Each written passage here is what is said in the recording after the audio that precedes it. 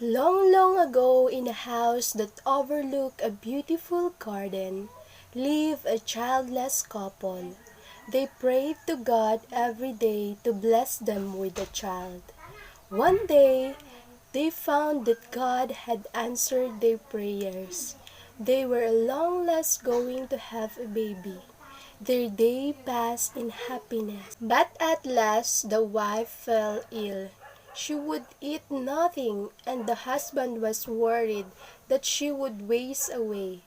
He tried to tempt her with many good things, but he refused everything. "But you must eat something, my dear," he begged her. "That is a herb called Rapunzel in the garden next door. I will feel better if I can eat that," she said. The husband's heart sank when he heard her. This garden was owned by a wicked witch who would let no one enter. But he loved her wife very much, and so with pounding heart, he decided to go in the garden at a time when the witch was away. One day, finding an appropriate time, he went into the garden. He had managed to pluck the herb, but he was about to leave. The witch came back. You thief! How dare you to enter my garden? She screamed.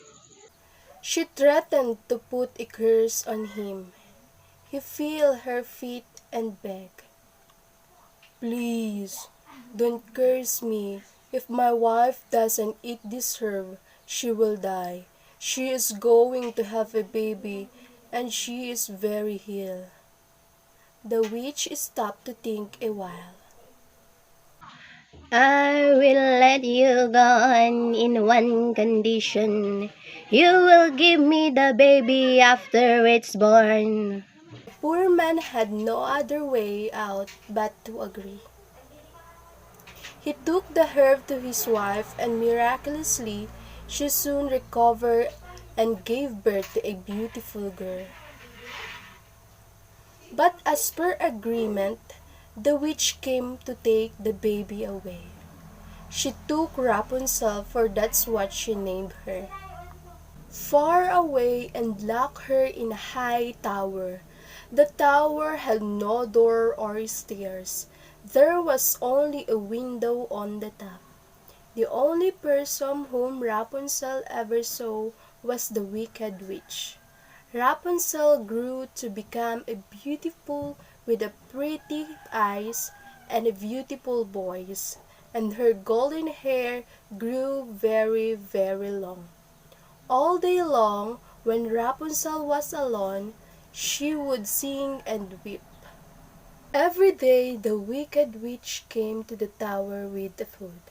She stood at the bottom of the tower and shouted, Rapunzel! Rapunzel! Let your hair down! Rapunzel would drop her long braided hair through the window. The witch used the hair as a rope to climb into the tower. One day a handsome prince was passing by and heard her sing.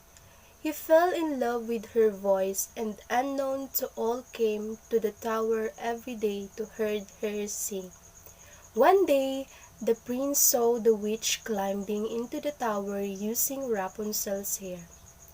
The next day the prince called out to Rapunzel. "Let down your hair," he said. The prince climbed to the top of the tower. After that, the prince came to meet Rapunzel every night.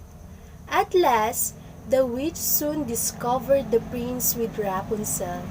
She punished him from the tower unto a thorny bush, making him blind. Then she banished Rapunzel into a desert far away. Many years passed. The blind prince wandered alone and finally reached the same desert. One day, he heard familiar voice singing. Following the sound, he found her. They hugged each other in joy. Tears of happiness rolled down Rapunzel's cheek. As the tears fell on the prince's eyes, he regained his vision. The prince took Rapunzel to his kingdom, and they lived happily ever after. Thank you.